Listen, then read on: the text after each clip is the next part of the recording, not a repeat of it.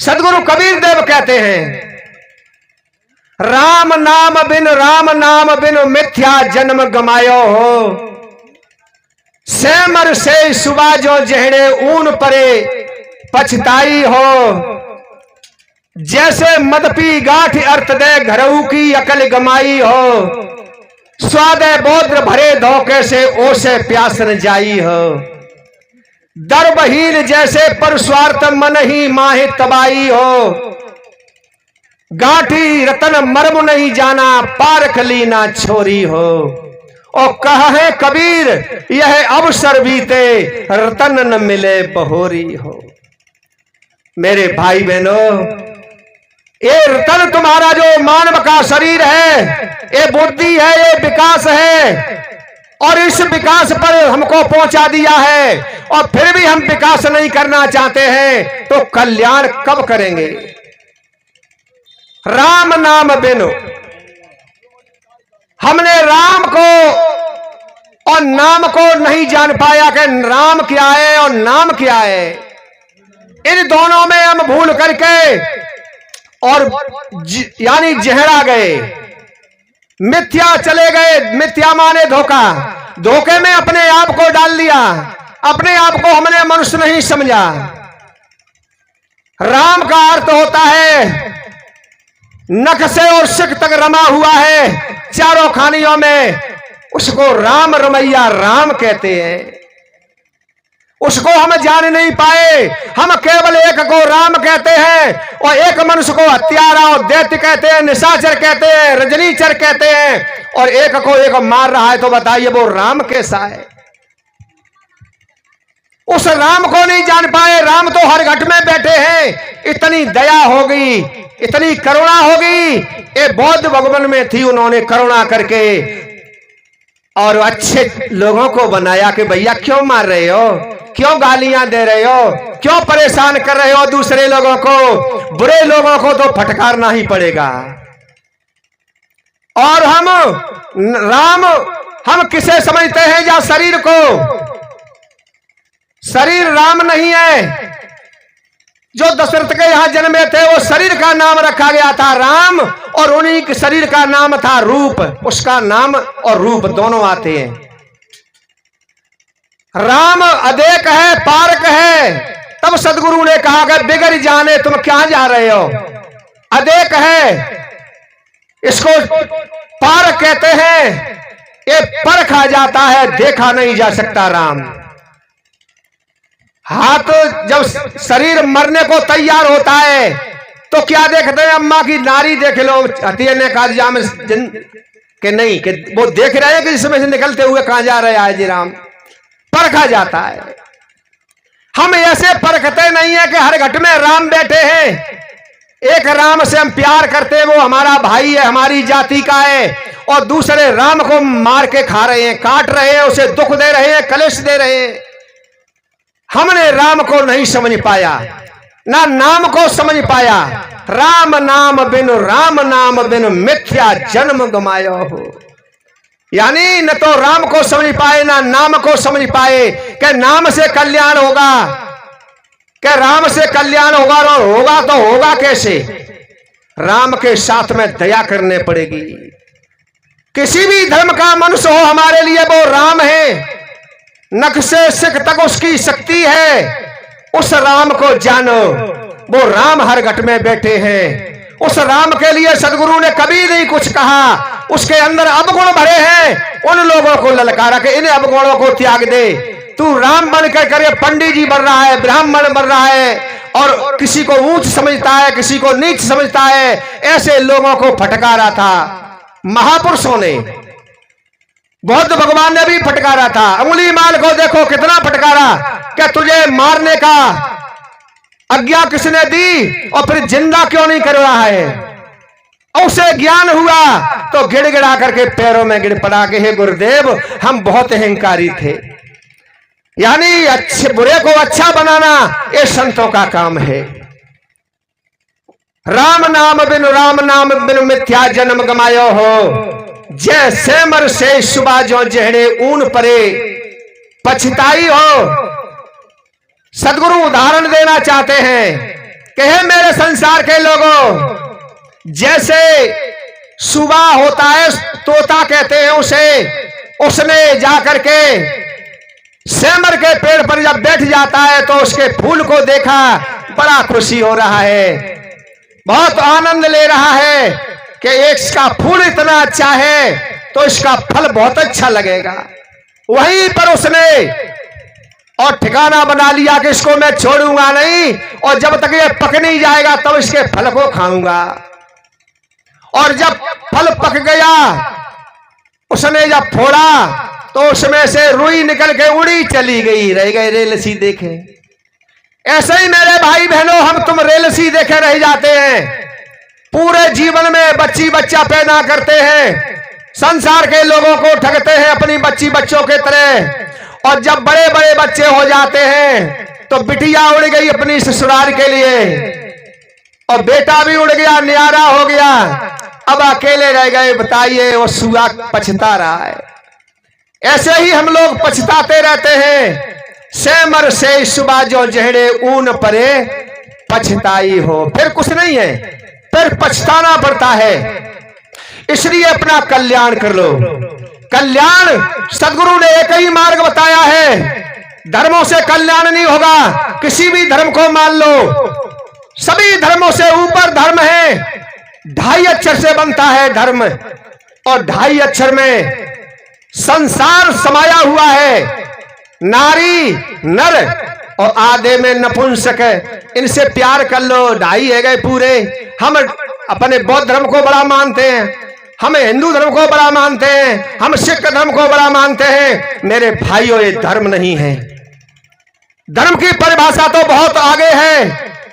अगर धर्म की परिभाषा समझ जाएगा, वो सबसे प्यार करेगा, सबसे प्रेम करेगा।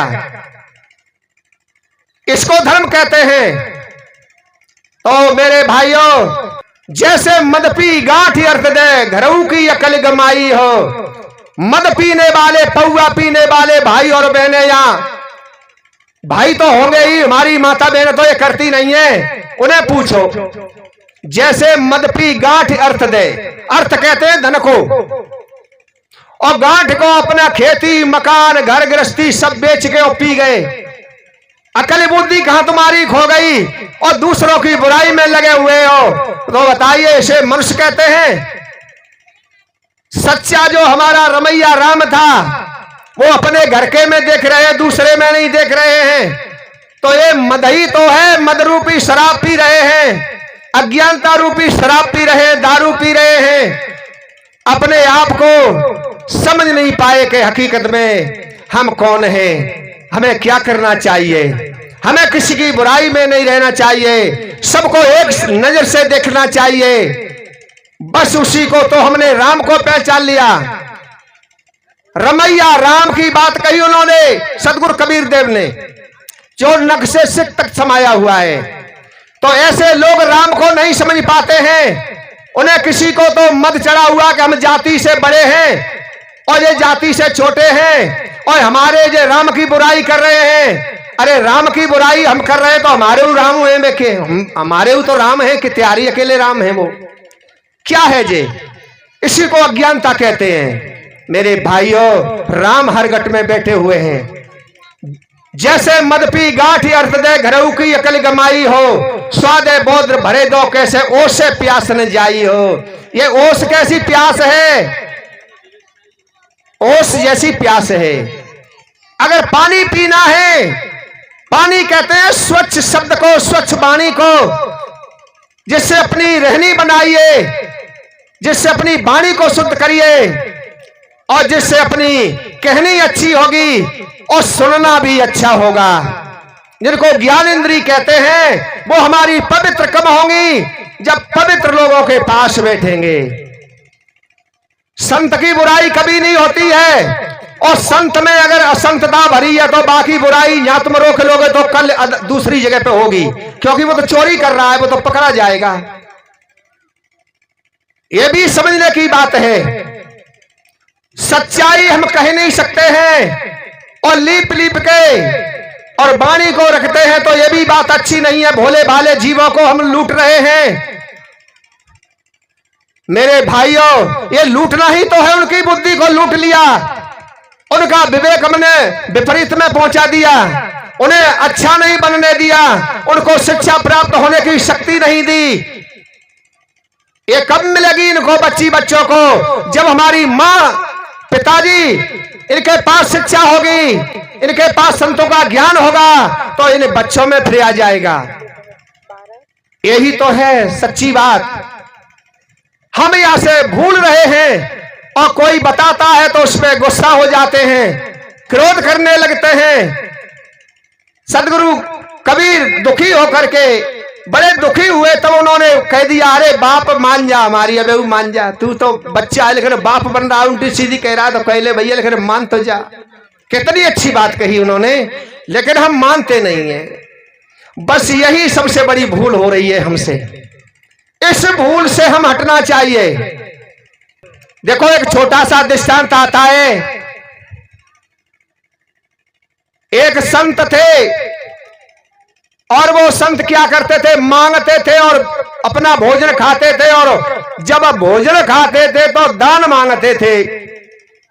अब ऐसे संतों की तो बुराई होगी, मांगते होंगे, अब बिरकी कहोगे बुराई मत करो, तो मांगते थे तो क्या धीरे धीरे मोहरे चलती थी। पहले हमको एक मोहर चाहिए भैया तो भोजन खाएंगे तुम्हारे यहां, धीरे धीरे उन्हें बहुत मोहरे कर ली, यानी एक कम रह गई तो एक कम रह गई, खूब है गई ज्यादा तो एक कम रह गई कि 99 5 एक और रह जाए।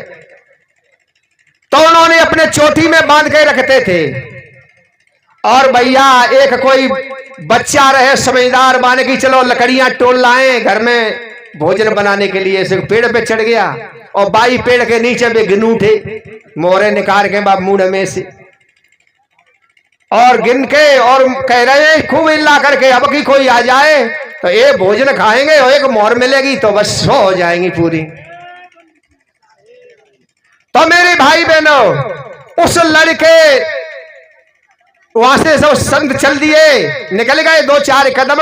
बच्चे ने उतर करके कहा कि देखो जिनकी गांठ में रतन बंद हो जाए छोड़ लें तो ठीक है, पार की होते हैं वो छोड़ लेते हैं। तो भैया उन्होंने कही महाराज जी आज को नौता है तुम आओ हमारे जंग को, चलो भैया। वो तो ले गया और जाकर के अपने पत्नी से जो बात कहनी थी वो कह दी, कहने पे माल हुए चलो अपन 2 जने मिलकर के ले लेंगे। और भैया ठीक है, तो संत को बड़े भाव से भोजन जिमाया चौका में बैठा करके, और जब संत ने भोजन खाया, लाओ बेटा हमारी दक्षिणा दो। मैंने कही हाँ ठीक है महाराज जी स्वामी जी देते हैं। तो उन्होंने क्या किया, अपनी धर्मपत्नी से कही कि देवी जी अपनी चौका में अलमारी में 99 मोहरें धरी, इनमें से एक मोहर महाराज जी दे दो और विदा कर दो।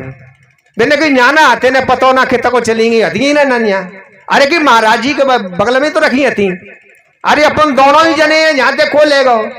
तो कही महाराज जी पूछ लो शायद, वैसे महाराज जी चोरी तो नहीं करते, शायद ले ली हो। तो भैया देखी सो बिन की अम्मो पे ना आती कि नहीं महाराज जी, और गई कहाँ, और गहराई से बिन की तलाशी लई सो तो बिर धरे ही 99 सो निकल पड़ी।